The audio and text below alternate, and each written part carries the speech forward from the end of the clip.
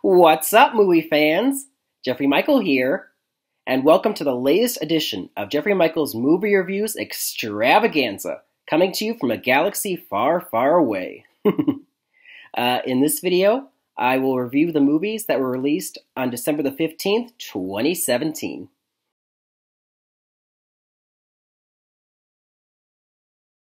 Okay, let's just jump into hyperspace and go right into our first review, which is the latest entry in the Star Wars saga, and that is Star Wars Episode 8, The Last Jedi, rated PG-13. It stars Daisy Ridley, John Boyega, Oscar Isaac, Adam Driver, Laura Dern, Mark Hamill, and the late Carrie Fisher, and was written and directed by Rian Johnson, who brought you such films as Brick and Looper.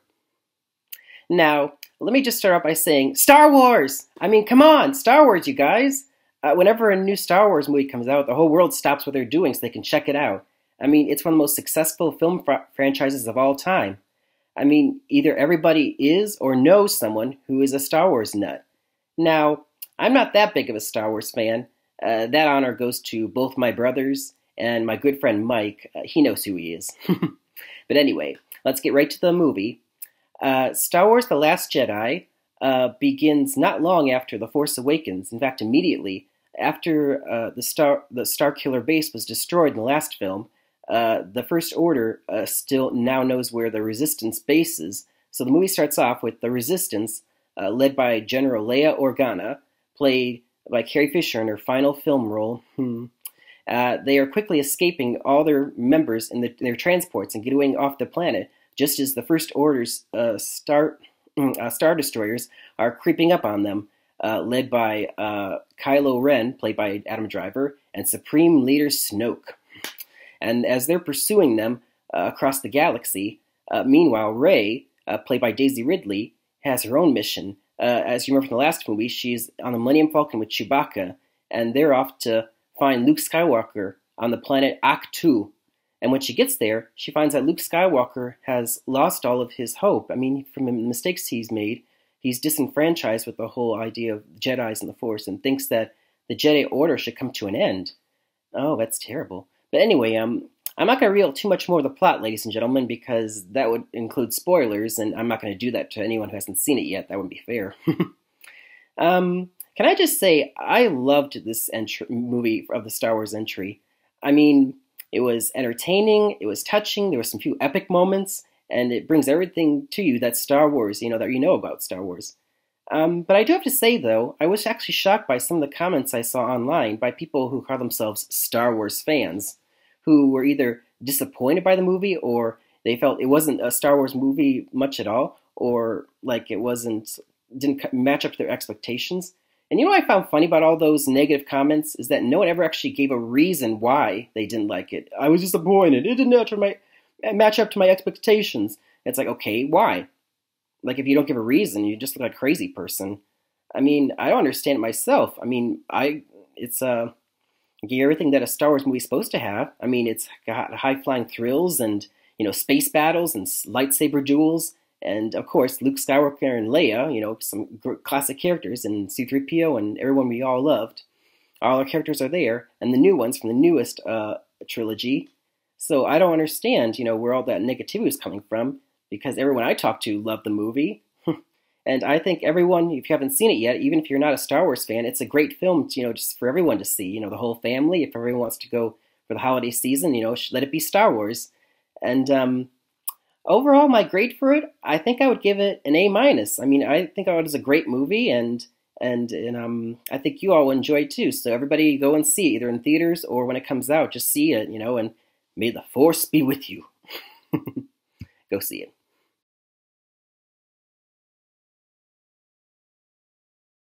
So the last film that was released on December the 15th was the animated film Ferdinand, rated PG. It stars the voice talents of John Cena and Kate McKinnon, and was created by Blue Sky Studios, who brought you such animated films as the Ice Age franchise, for better or worse, Rio, and the Peanuts movie. I love that one. Ferdinand is based on the 1936 short children's story, The Story of Ferdinand, written by Monroe Leaf.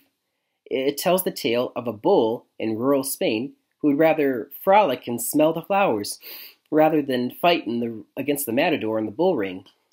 I mean, he gets taunted a lot by the other bulls for not wanting to fight in the ring, but if you ask me, I think if you're a bull, your options were, smell the flowers or be a pawn in man's sadistic game where you might get killed by a matador and have your horns put on his wall as a trophy. I think if I were a bull, I'd rather smell the flowers too. I mean, I don't want to get killed. But anyway, the movie starts off with a young bull named Ferdinand. He's a child bull who lives in a bull pen called Casa del Toro. His father is chosen to go fight in the ring, but when he doesn't return, it's obviously that he was killed by the matador. Sad, stricken by anger and grief, Ferdinand manages to escape from his pen and he runs away for miles or kilometers, whichever you measure it. And he comes across eventually a flower farm run by the farmer and his daughter Nina, who immediately falls in love with this little bull. Dad, can we keep him? Oh, okay. And so during the opening credit sequence, we see this young little bull grow up with this family. Eventually becomes a big, giant monster bulbous bull, who's voiced by John Cena. And they all are happily living together. And then one day, the farmer and his daughter take their flowers off to the flower festival, and they leave Ferdinand behind because he's a little too big and, stands out. But Ferdinand still loves the smell of flowers, and he wants to go, so he sneaks off to the festival. But then when he accidentally sits on a bee and gets stung, he rampages and causes right through the flower festival, causing massive destruction. At one point, he's literally a bull in a china shop. Yes, they actually went there. And eventually, the police subdue him and realize this is the same bull that escaped from Casa del Toro. We got to get it back to its rightful owners. And so they take him away, leaving the farmer and his daughter heartbroken.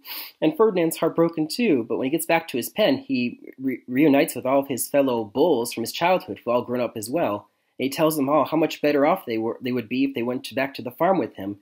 And so with their help, and with a crazy goat named Lupe, perfectly voiced by Kate McKinnon, I love her, and 3 hedgehogs named Uno, Dos, and Cuatro. Hey, what happened to Trace? We do not speak of Trace. All of them decide to band together to escape from the pen once again and get back to the flower farm. And they have to move quickly because El Primero, the greatest matador in Spain, is ready to choose one of the bulls to be his latest conquest in the ring and will probably kill them. So, they got to get out of there quick. Overall, this film, it was nice and entertaining and, cute, harmless fun for the whole family. The one problem I had was it didn't really have much staying power. I mean, I didn't feel myself as connected with this film as I did other animated films this year, like Coco, for example. I love that one. I mean, it was cute. It had entertaining moments, had a great voice cast. It's just, I don't think it will have a lot of staying power because after finished watching it, I didn't really have a desire to, really want to see it again anytime soon. And overall, I would give it a C+. I mean, it was better than average. But it's just, wasn't, like I said, as great as a film it probably could have been. If you all want to see it, though, take the kids want to see it, go ahead. You probably have fun. Just don't expect to see a classic animated film. Or if you'd rather go and see Star Wars instead, that'd be a great one, too.